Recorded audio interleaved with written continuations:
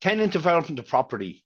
Always, always, always try and include in any lease clause, if you're acting for a landlord, a clause obliging the tenant to keep the landlord appraised of any works he carries out on the property.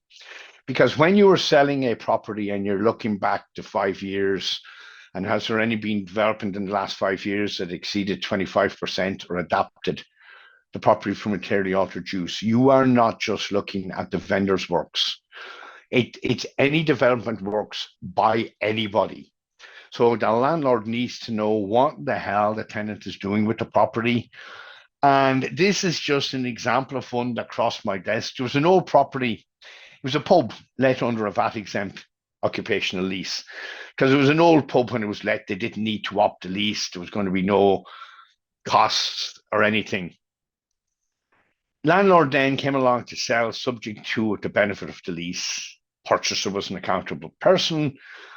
So transfer of business relief was going to apply.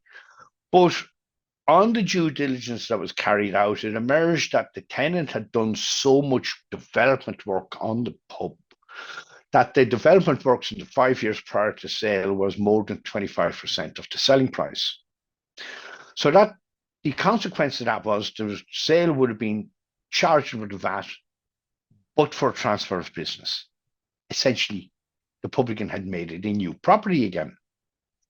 Now, if that transaction had proceeded as was, the purchaser was in a mess, because the purchaser would have had an immediate VAT cost under the capital goods scheme for VAT that would have been chargeable, but for transfer of business relief, and would have had, because he would have not been entitled to any recovery as the property was being used for VAT exempt purposes, VAT exempt letting. So the purchaser would have immediately had a huge VAT cost and no basis for recovery. Now, the solution was simple, but it did take a little bit of time to get it over the line. That there was a variation in the lease prior to sale between the initial landlord and the tenant to include the landlord's option to tax. And the tenant, being a publican, was entitled to full recovery. So I cannot overemphasize, if you're acting for a landlord, to ensure there's some way that you can track what a tenant is doing with a property.